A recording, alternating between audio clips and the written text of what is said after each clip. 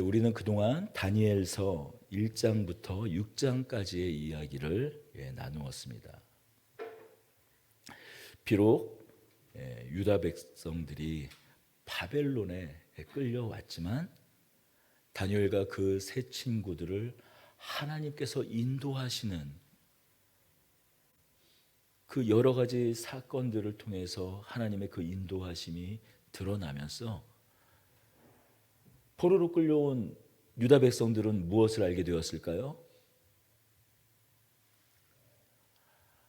하나님의 능력이 없어서 우리 유다가 이스라엘이 포로로 끌려온 것이 아니구나.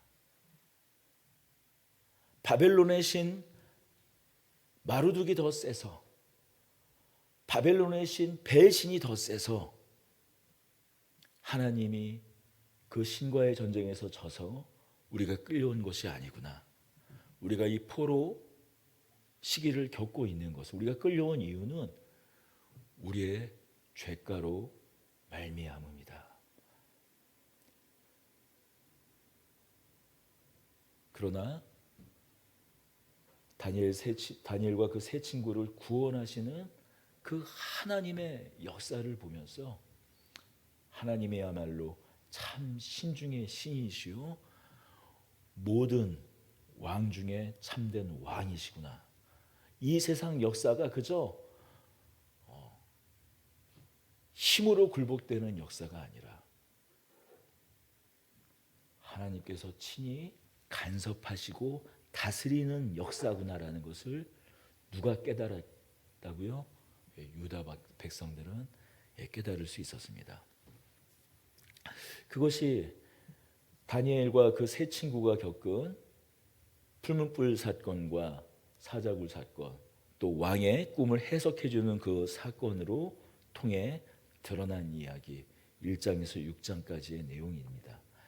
자, 그렇다면 우리 주목하십시다. 이 7장부터는 그 관점이 조금 달라집니다. 자, 그렇다면 그 구체적인 역사는 어떻게 진행되는가? 이제는 다니엘에게 꿈과 환상과 계시를 통해서 하나님께서 말씀해 주시는 거예요. 자, 그동안은 다니엘이 누구의 꿈을, 다니엘 자신의 꿈이었나요? 아니죠. 왕의 꿈, 느부갓네살 왕의 꿈과 그 환상을 해석하고 풀어주는 것으로 다니엘과 또 유다 백성들이 하나님의 일을 미루어 알 수 있었다면, 이제 더 구체적으로 다니엘에게 꿈을 주시고 환상을 주셔서 또 그것을 밝히 해석해 주셔서 하나님이 어떻게 역사를 진행하시는가를 알려주기 시작하는 것이 바로 7장 이후의 내용이에요. 7장은 그 중심에 있는 장입니다.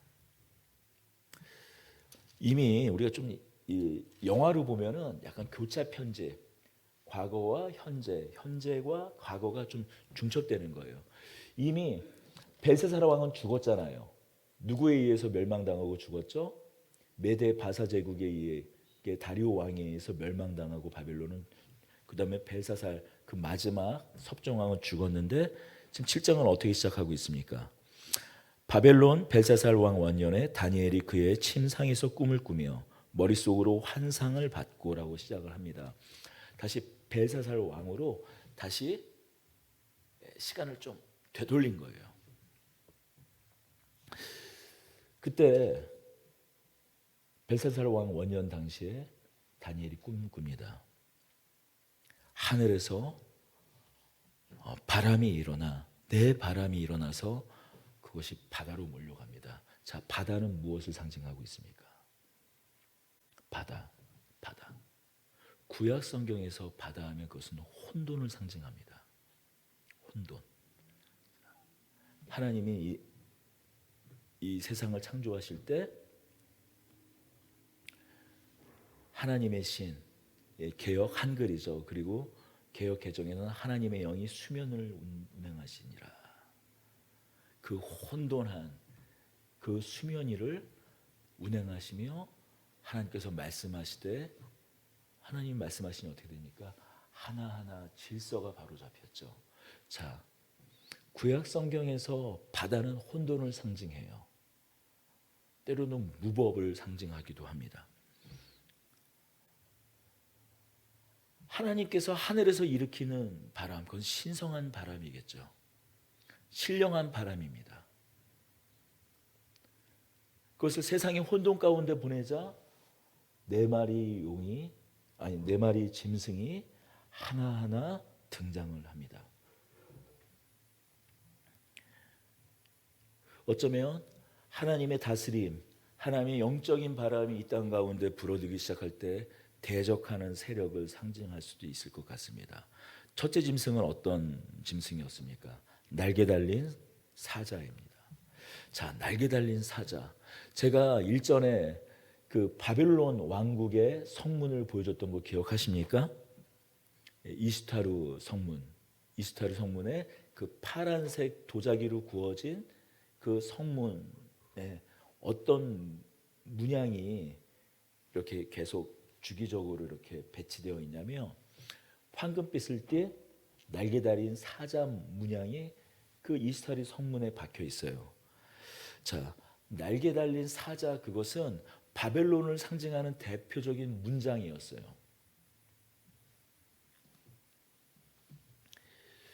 더불어 그 당시에 날개 달린 사자 신상은 흔했던 신상 중에 하나이기도 했죠. 날개가 뽑혀서 사람처럼 서게 되었다고 말합니다. 자, 이것을 보면 어떤 사건이 떠오릅니까? 날개가 풀렸다. 날개 달린 사자와 같은 그런 존재는 또 바벨론 왕 느부갓네살 왕도 상징할 수 있다고 볼 수 있죠. 다만 그는 하나님께서 이스라엘을 징계하고 그 주변에 있었던 패악한 왕국들을 심판하는 도구로 그를 사용했음을 그가 잊고, 그가 교만해졌을 때 어떻게 됐죠? 머리털은 독수리같이 산발을 하고 그가 미쳐서 새벽 이슬을 먹으며 산짐승처럼 헤매고 다녔죠. 마치 꺾인 그 사자의 그 날개가 꺾인 마치 그런 사자와 같은 형편이 되었었습니다. 그러나 그가 자신의 교만함을 깨닫고 그가 뉘우쳤을 때 하나님께서 그의 주의를 복권시켜 주셨죠. 다니엘서 4장에서 느부갓네살 왕이 짐승과 같은 모습에서 회복되었던 그 사건을 상징하는 사건입니다. 자, 둘째의 짐승을 어떻게 묘사하고 있습니까? 갈빗대 세 개를 물고 있는 곰의 형상으로 나타나고 있어요. 이는 메데 바사 제국을 상징하는 짐승의 형상입니다. 자, 이 갈빗대 세 개가 입에 있다라는 것은 어떤 의미냐면 당시에 강성하던 세 개의 나라를 잡아먹은, 멸망시킨 것을 상징을 해요. 당시에 가장 왕성했던 나라는 어떤 왕이었습니까? 먼저는 애굽이었습니다. 바벨론이 있었죠. 그리고 리디아라는 당시 바벨론 더 위쪽에 있는 북쪽에 있는 리디아라는 왕국이 있었어요. 이 세 왕국, 바벨론이 있었지만 아직도 강성하게 그 힘을 유지하고 있던 애굽과 서쪽에는 애굽, 북쪽에는 리디아, 그리고 바벨론 이 세 왕국을 왕성한 식욕으로 잡아먹은 그런 곰과 같이 그 세 왕국을 잡아먹고 이 갈빗대만 남긴 그 모습, 갈빗대를 물고 있는 그 모습으로 이 메데 바사 왕국을 묘사하고 있는 거예요. 더불어 우리는 이 벨사살 왕 5장의 사건이죠. 메네메네 데겔 우 바르신, 그 무게가 합당하지 않아서 무게를 재었더니 모자라서 그 나라가 나뉘었다라는 그 벽에 이 쓰여진 벽이 손이 나타나 쓰여진 그 사건, 5장의 사건 기억할 겁니다. 그때 뭐라고 말씀합니까?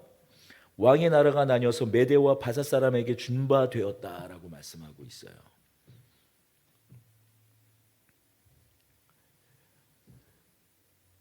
바로 이 둘째 짐승을 상징하죠. 셋째 짐승은 머리가 넷에 날개가 달린 표범입니다. 머리가 넷에 날개가 넷인 머리가 넷에 날개가 넷인 표범이에요. 자, 표범은 사자랑 또 뭐 많이 닮아 있기는 합니다. 또 용맹스럽기도 하죠. 그런데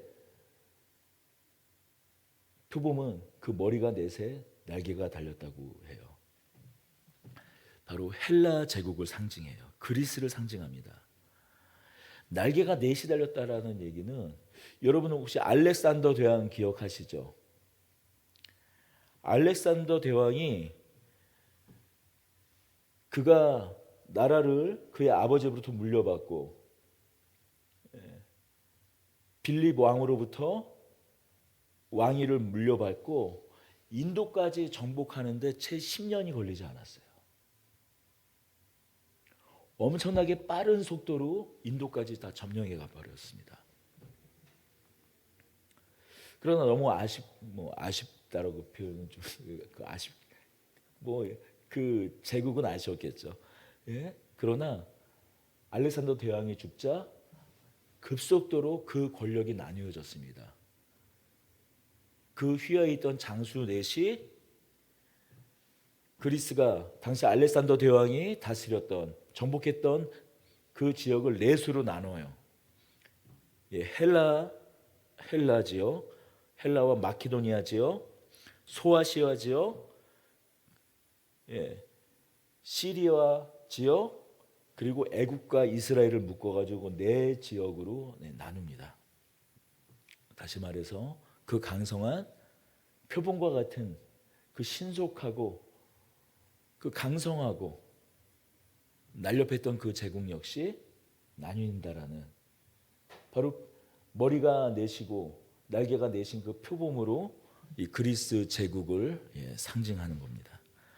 넷째 짐승은 어떤 모습으로 묘사하고 있습니까? 무섭고 놀라우며 강한 짐승입니다. 자, 우리가 이 장에서 이 가만히 얘기를 들어보면 어떻습니까? 다니엘이 느부갓네살의 첫 그 꿈을 해석해 둔 것과 어떤 좀 비슷한 맥락을 가지고 있어요. 자, 머리는 금이요, 가슴은 은이요, 그 배는 노시요, 그 발은 무쇠 속과 진흙으로 이루어졌던 그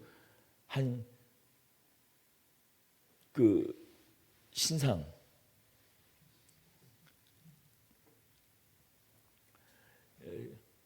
그것이 앞으로 진행될 그 역사의 어떤 시간표라면 그 시간표에 구체적으로 어떤 일들이 일어나고 있는지 좀 더 구체적으로 이 7장은 말씀해주고 있는 거예요. 넷째 짐승을 어떻게 묘사합니까? 쇠로 된 큰 이빨이 있어 먹고 부서뜨리고 나머지를 발로 밟았으며 전에 모든 짐승과 다르다고 얘기하고 있어요. 어떤 제국일까요? 로마 제국을 말합니다. 더 강력한 지배력을 가진 제국이라고 얘기하고 있어요. 그리고 8절 우리 같이 한번 큰 목소리 읽겠습니다. 내가 그 뿔을 유심히 보는 중에 다른 작은 뿔이 그 사이에서 나더니 첫 번째 뿔 중에 셋이 그 앞에서 뿌리까지 뽑혔으며 이 작은 뿔에는 사람의 같은 눈들이 있고 또 입이 있어 큰 말을 하였더라.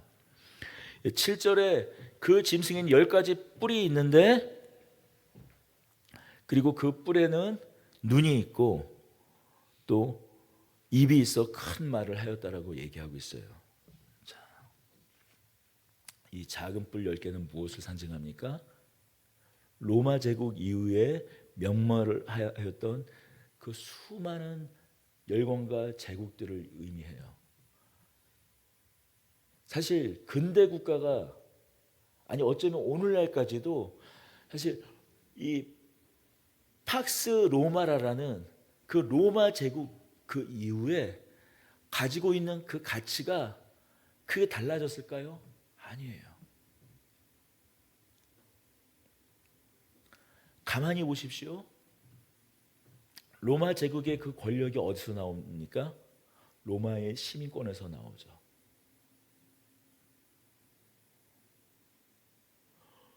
로마 제국의 가치관, 로마 제국의 세계관, 그 힘의 권능에 순응하면 그 시민권, 그 힘 아래 같이 연합해서 그 아래 두고 만약에 그것을 거부하면 짐승과 같은 힘으로 그 나라를 무너뜨립니다. 사실날 오늘날까지도 어떤 그런 제국의 그 나라의 특성은 이제 더 이상 어떤 나라를 제국이라고 말하고 하진 않지만 여전히 그러한 통치 방식들은 계속 이어지고 있어요. 그렇습니다. 다니엘에서 본 것, 다니엘의 꿈에서 본 것, 그것의 중요한 공통점은 무엇입니까? 바로 크기를 추구하고 점령과 지배를 통치 방식으로 하는 짐승의 모양으로 설명되는, 마지막에는 다른 세력에게, 또 다른 짐승에게 멸망당하는,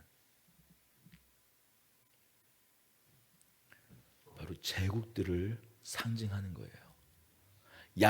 야육강식으로 대표되는 그 짐승의 이 단면을 그대로 보여주고 있습니다. 날개 달린 사자, 머리 넷, 날개 내신 표범,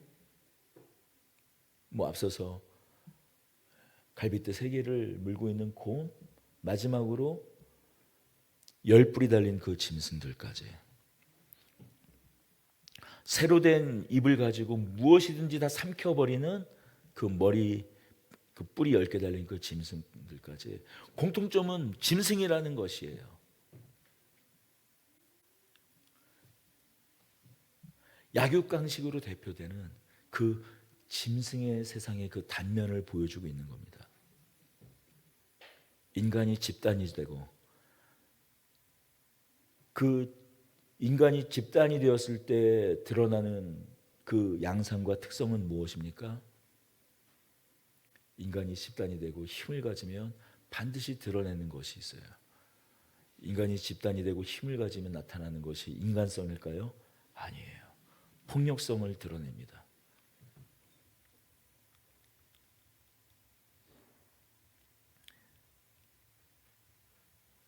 짐승이 되어버리고 말아요. 문명의 탈을 쓰고 계속 발전해 가는 것 같지만 어떻습니까? 한순간에 수만의 사람들이 한 번에 죽어가요.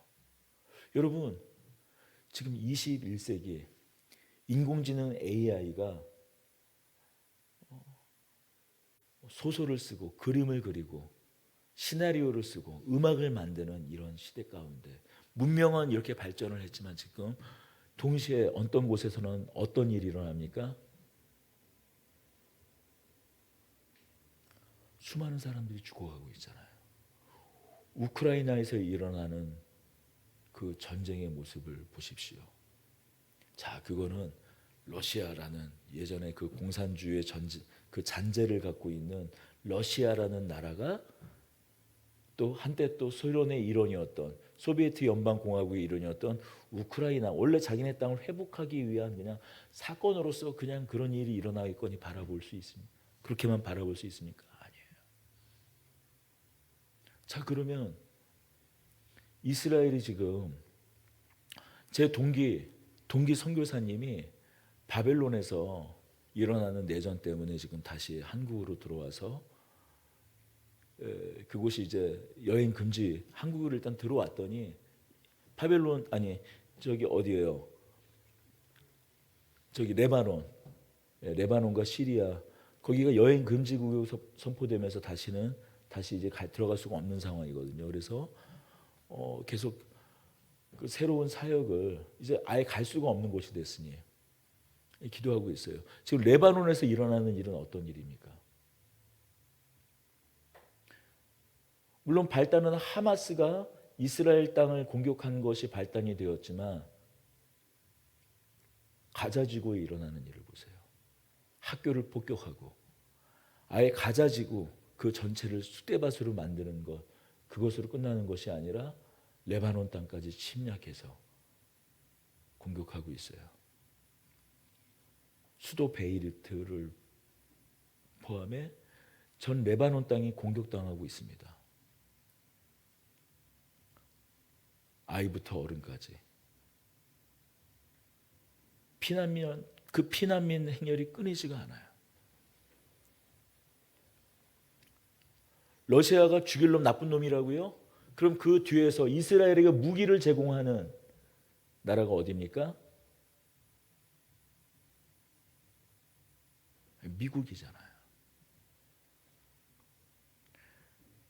겉으로는 세계 경찰 국가라는 그 이름으로 세계 평화를 지킨다고 하지만 철저히 자신의 이익과 헤게모니를 위해서만 움직입니다. 그 와중에 우리나라도 반대급부를 누리고 있죠. 반도체가 저무는가 싶더니 지금 그 자리를 무엇이 메우고 있습니까? 우리나라의 그 방산 업체들이 그 자리를 메우고 있어요. 뭐 K9이니 포탄부터 시작해가지고 천궁, 세계 여러 나라들이 이제 우리나라의 반도체를 탐하는 그런 시대에서 이제 우리나라의 그 무기를 탐하는 그런 시대로 넘어가고 있어요.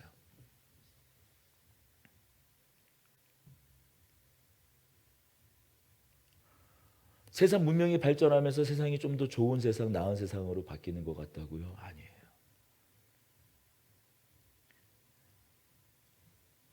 로마 제국 이후에 수많은 근대로 넘어가면서도 영국이라는 나라를 생각해 보세요.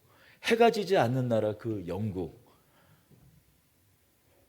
영국이 지배했던 그 식민지들 그 나라 대표적으로 인도 한번 생각해 보십시오.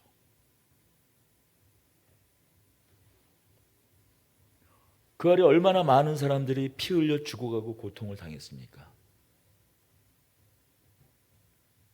여전히 그 자리를 또 다른 제국이 차지해서 그 역할을 좀 더 지능적으로 좀 더 세련되게 차지하고 있을 뿐이에요.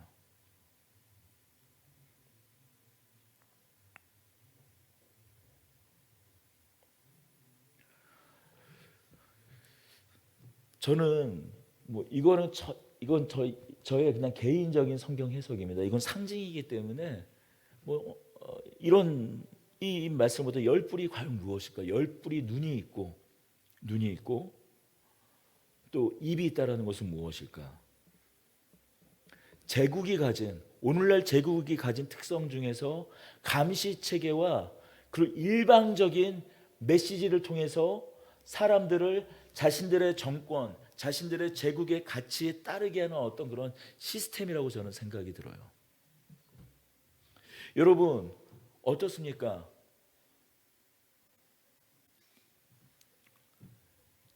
요즘에는 죄를 짓고 못 살아요. 긍정적인 어떤 부분인데 어디를 가든지 무엇이 있습니까? 아주 강원도 무슨 두메살골 같은 데만 아니면 다 CCTV가 있어요. 우리가 어떤 죄를 짓고 아니면 어떤 무엇을 했을 때 경찰이 각 잡고 잡으려면 다 잡을 수가 있어요. 최소 한 달 이상의 분량이 다 서버에 녹음이 다 저장이 되어 있습니다. 동영상들이 저장이 되어 있어요. 곳곳마다 CCTV가 다 있잖아요. CCTV 없는 곳 있어요? 우리의 일거수일투족을 다 감시합니다. 물론 순기능이 있죠. 누가 그러더라고요. 우리나라 이 대한민국이 뭐 핸드폰 위에 뭐 카페 같은데 핸드폰 같은 거 올려놓고 가방 올려놔도 가져가는 사람이 없다고 뭐 그러더라고요. 근데 왜냐하면 하다못해 조그만 가게까지 CCTV 없는 곳이 없어요.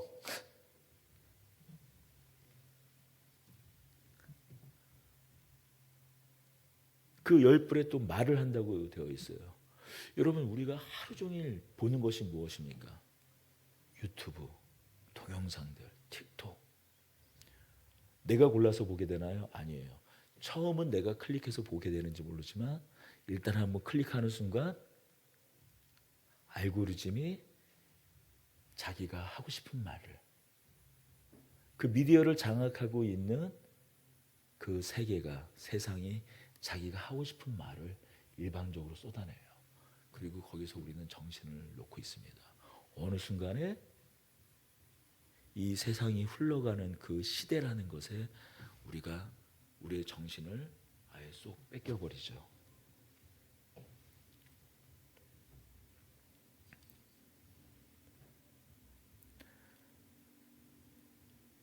다니엘이 도대체 이 환상이 도대체 내용이 무엇인가? 아니, 왕의 꿈과 그 환상도 다 해석해준 다니엘이 도무지 이 이야기가 뭔지 잘 모르고 고민하고 있을 때 하나님의 사자가 등장하죠. 15절이에요. 나 다니엘이 중심에 근심하여 내 머릿속에 환상이 나를 번민하게 한지라. 내가 그 곁에 모셔선 자들 중 하나에게 나아가서 이 모든 일의 진상을 물음에 그가 내게 말하여 그 일의 해석을 알려주며 이르되, 하나님의 사자가 그 해석을 정확하게 일러줍니다. 우리 23절에서 25절입니다. 같이 읽어보십시다. 무신자가 이처럼 이르되, 넷째 짐승은 곧 땅의 넷째 나라인데 이는 다른 나라들과 달라서 온 천하를 삼키고 밟아 부서뜨릴 것이며 그 열불은 그 나라에서 먼저 일어날 왕이요 그 후에 또 하나가 일어나리니 그는 먼저 있던 자들과 다르고 또 새 왕을 복종시킬 것이며 그가 장차 지극히 높으신 이를 말대로 대적하여 또 지극히 높으신 이의 성도를 괴롭게 할 것이며 그가 또 때와 법을 고치고자 할 것이며 성도들은 그의 손에 붙임바되어 한 때와 두 때와 반 때를 지나리라. 궁극적으로 이 세력이 어떤 세력이라고 말하고 있습니까? 25절을 보면 지극히 높으신 자를 대적하겠고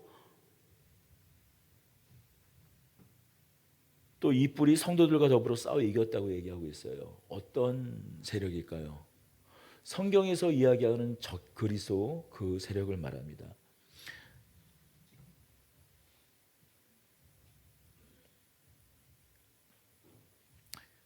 교회를 핍박하고 성도를 핍박하고 교회를 멸망시키려는 그 사단의 세력을 말해요. 오늘날 뭐 이단도 포함될 수 있고 하나님의 가치, 하나님 나라의 가치를 대적하는 그 모든 세력을 통칭하는 세력으로 말할 수도 있습니다.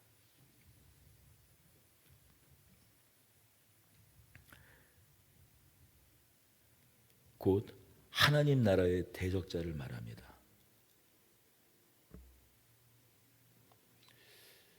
그러나 누구도 대적할 수 없는 것 같은 이 세력이 끝내 어떻게 된다고 말하고 있습니까? 우리 9절을 읽어보십시다. 9절과 12절을 다시 한번 읽겠습니다. 내가 보니 왕자가 놓이고 옛적부터 항상 계신 이가 좌정하셨는데 그의 옷은 희기가 눈 같고 그의 머리털은 깨끗한 양의 털 같고 그의 보좌는 불꽃이요 그 바퀴는 타오르는 불이며 불이 강처럼 흘러 그 앞에 나오며 그를 섬기는 자는 천천히요 그 앞에서 모셔선 자는 만만이며 심판을 베푸는데 책들이 놓였더라. 그때 내가 작은 뿔이 말하는 그 큰 목소리로 말미암아 주목하는 사이에 짐승이 죽임을 당하고 그의 시체가 상한 바 되어 타오르는 불에 던져졌으며 그 남은 짐승들은 그의 권세를 빼앗겼으나 그의 생명은 보존되어 정한 시기가 이르기를 기다리게 되었더라. 옛적부터 항상 계신 이가 자정하여 계시고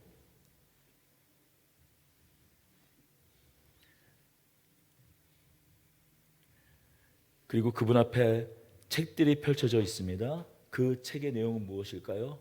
하나님께서 이 세상을 창조하신 이후의 세상 역사를 말하기도 할 것입니다. 하나님의 심판과 관련된 책이에요. 그리고 그들이 어떻게 됐다고 말하죠? 그 짐승들이 죽임을 당하고 시체가 상한 바 되었다고 말합니다. 예수 그리스도로 말미암아, 하나님의 아들이신 예수 그리스도로 말미암아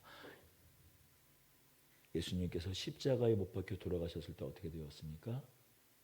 세상 권세, 죽음의 권세, 그 짐승들의 세력이 죽임을 당했습니다. 그런데 다만 그 남은 짐승들은 그의 권세를 빼앗겼으나 그 생명은 보존되어 정한 시기가 이르기를 기다리게 되었더라. 무슨 말씀입니까? 사형수를 생각하면 돼요. 사형수를 생각하면 돼요. 사형수가 그 죄를 선고받고 감옥에 갇혔을 때 바로 죽지 않지 않습니까? 사형수가 감옥에 갇히게 되면 이제 더 이상 그 사형수가 그 이전에 있었던 폭력과 살인과 그 무법을 저지를 수 있습니까? 없어요. 어떻게 되죠?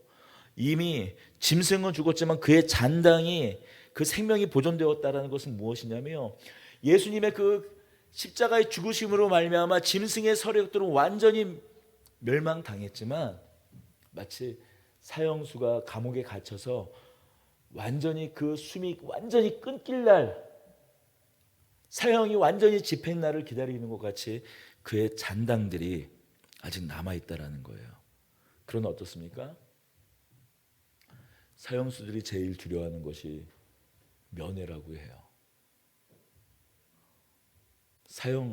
사형수들이, 물론 지금 우리나라는 사형 집행이 계속 미뤄지고 있지만 죄수번호 몇 번 면회다.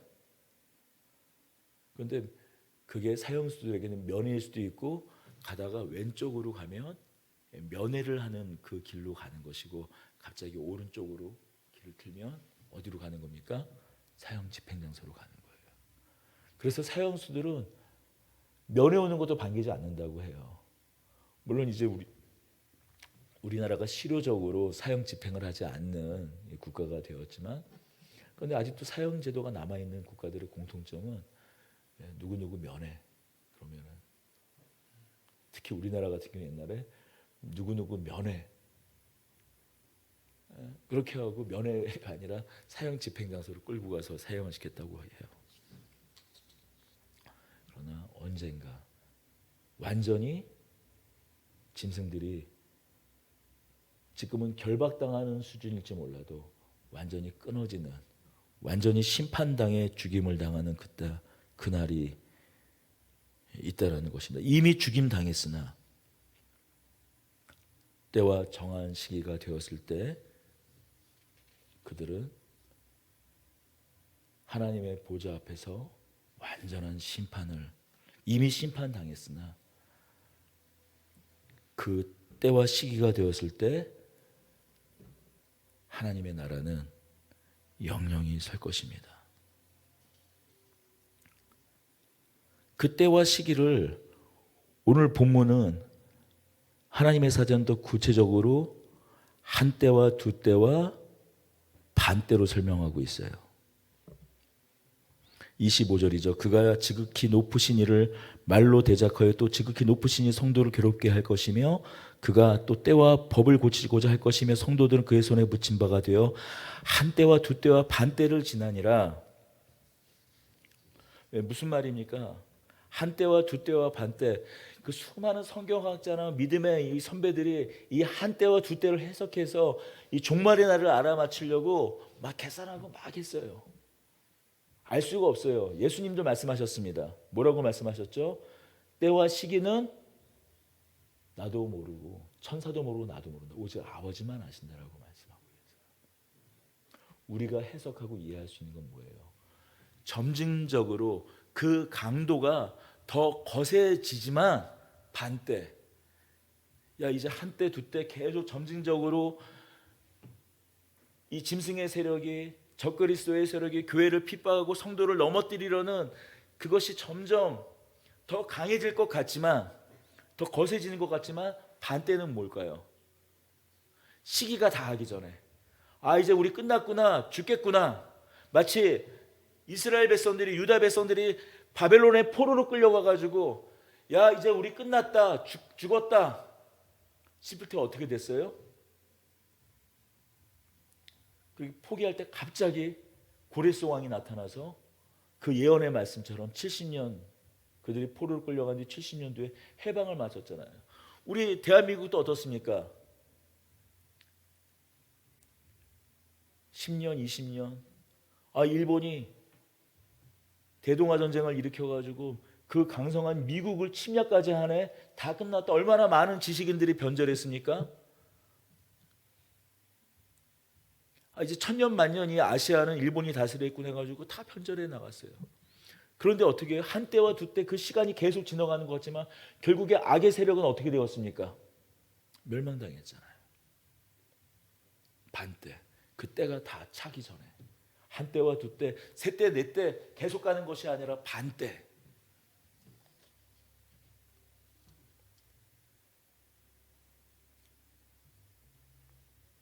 그렇습니다.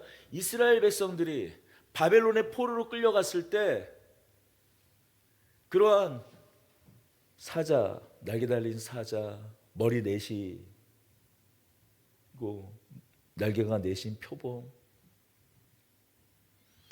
눈이 10개 같은 그런 시절을 살고 있듯이 예수님께서 이 땅 가운데 오셨지만 우리 성도는 어떻습니까? 여전히 그런 세상을 살고 있어요. 법이 바뀌는데 어떻게 바뀝니까?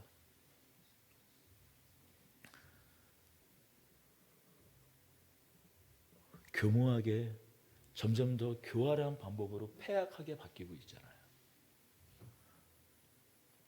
자유가 높아지는 것 같지만 어떻습니까? 인권을 보호한다라는 명목으로 오히려 믿음을 가진 사람들의 입지가 점점 좁아지는 그런 법들이 만들어지고 있지 않습니까?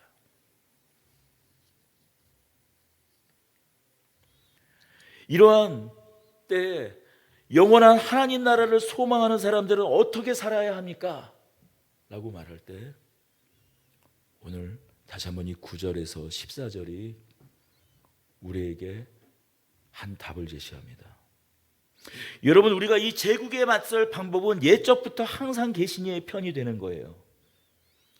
여러분, 예수 그리스도는 올라가신 그 모습 그대로 어떻게 내려옵니까? 이 다니엘서의 이 13절에도 예언되어 있듯이 내가 또 밤에 환상 중에 보니 인자 같은 이가 하늘 구름을 타고 와서 옛적부터 항상 계신 이에게 나와 그 앞에 인도되매. 예수님은 올라가신 그 제자들 앞에서 승천하신 그대로 하늘에서 구름을 타고 이 땅 가운데 내려오실 것이에요. 손오공처럼 구름 타고 낸다는 게 아니에요. 구름은 무엇을 상징합니까? 구약에서 하나님의 임재, 하나님의 현현의 한 방식을, 하나님의 현현의 한 상징을 보여줘요. 영광 가운데 임하신다라는 거예요. 하나님의 그 영광을 그대로 가지고 이 땅 가운데 오신다라는 말씀입니다. 14절은 뭐라고 말하고 있습니까? 인자와 같은 이라고 말씀하고 있어요. 원어로는 사람 같은 이입니다. 여러분, 왜 인자라고 말하고 있습니까? 왜 사람 같은 이라고 말하고 있습니까? 짐승의 제국과 그 짐승들로 표현되고 표상되는 그 짐승의 제국과 하나님의 아들이 이루어내시는 이 땅 가운데 완전하게 예수 그리스도께서 이 땅 가운데 오실 때 다스릴 그 나라의 성격을 이렇게 대조시켜 보이고 있는 거예요. 짐승과 사람 같은 이의 나라.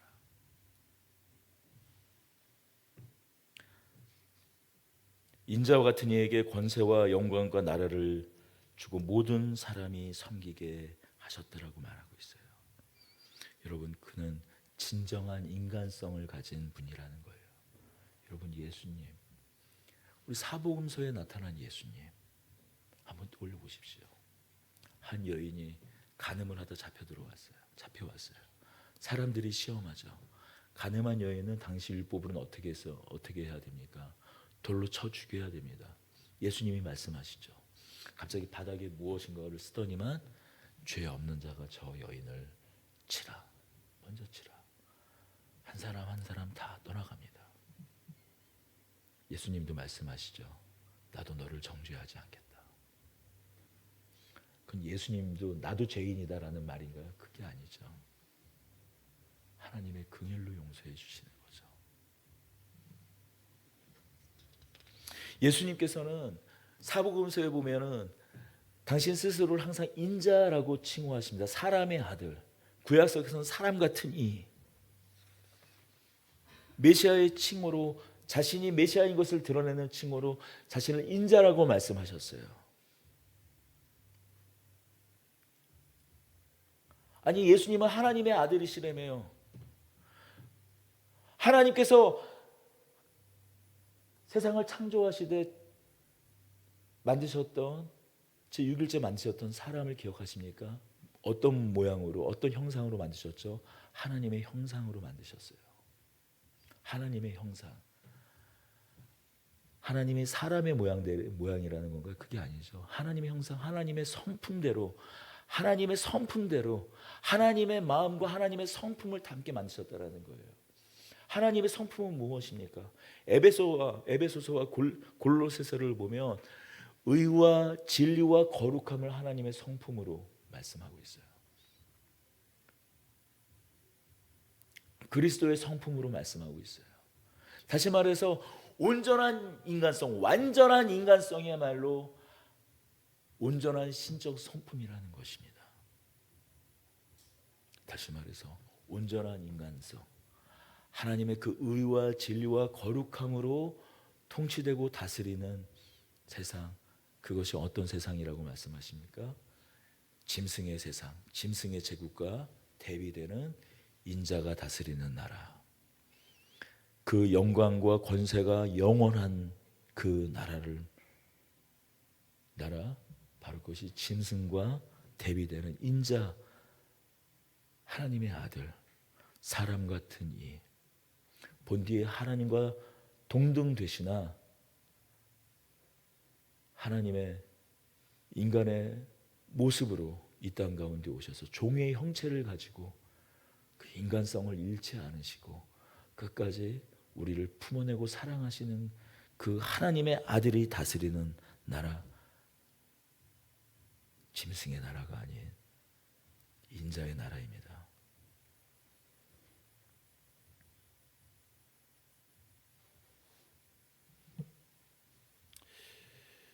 여러분, 과연 인자의 나라를 우리가 소망하고 바라는 사람들이라면 성도는 더불어 무엇라고 말하고 있습니까? 22절입니다. 옛적부터 항상 계신 이가 와서 지극히 높으신 이의 성도들을 위하여 원한을 풀어주셨고 때가 이름에 성도들의 나라를 얻었더라.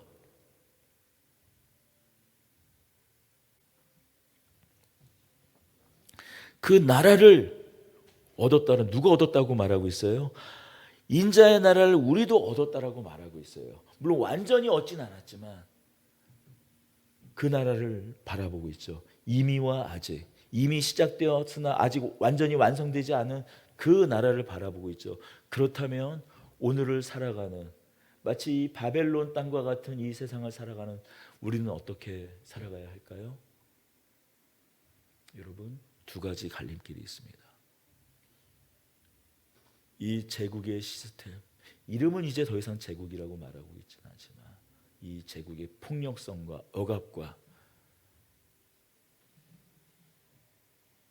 비인간성으로 상징되는 이 제국에 영합하는 삶을 살 것인가, 아니면 참된 인간다움을, 참된 하나님의 형상과 그 인격으로 부르고 있는 그 예수님의 나라를 우리가 살아갈 것인가, 우리는 두 가지 갈림길이 있습니다. 여러분, 다니엘은 어떤 사람이었습니까? 제국의 심장부, 제국의 중심에서 살아갔던 사람이에요. 그는 그냥 제국의 중심, 그냥 그 안에 단 한 사람의 시민으로 살아갔던 사람이 어떤 사람이었습니까? 아니었어요. 어떤 사람이었죠? 통치자였어요. 세 번째 치리자라고 말하고 있지 않습니까? 다리왕 메데바사 제국에서는 그 세 지방을 모두 다 관할하는 총리, 세 번째 치리자로 그는 살아갔던 사람이에요.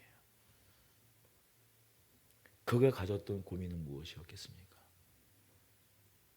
짐승의 제국에 영합하는 사람으로 살 것인지, 인자가 다스리는 그 나라를 소망하며 살아갈 것인지 그는 결단할 수밖에 없었을 거예요.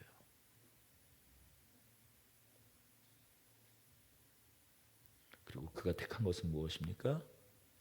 세상 제국의 그 짐승의 제국이 아닌 인자의 제국을 선택을 하죠. 그게 새 친구의 불못불 사건이고 다니엘이 겪은 사자굴 사건으로 그가 어떤 나라를 선택했는지 드러나지 않습니까? 여러분, 역시 우리도 하루하루 이런 선택 속에서 살아갑니다. 우리 모두 우리의 안에 참된 인간다움을 회복시켜 주신 예수님, 하나님의 형상을 회복시켜 주신 예수님, 그 인자 예수님, 권세와 영광과 그 나라가 무궁하신 그 예수님의 편에 서서 사는 저와 여러분들이 되기를 소망합니다. 기도하겠습니다. 은혜와 사랑의 하나님 아버지, 이미 우리에게 붙여주셨는데 이미 하나님의 손에 붙임 바 되었고 그 아들의 붙임 바 되었는데 왜 이렇게 오늘 하루하루가 벅찬지 모르겠습니다. 하나님, 우리에게 오늘도 힘주시고 말에 있지 아니한, 다만 우리의 이런 몇 마디 말에 있지 아니한 진정한 성령의 능력을 부어주시사 우리가 하나님의 능력으로 하나님 나라를 살아가는 저희 될 수 있도록 주님 은혜 베풀어 주시옵소서. 우리 주 예수 그리스도의 이름으로 기도드립니다. 아멘.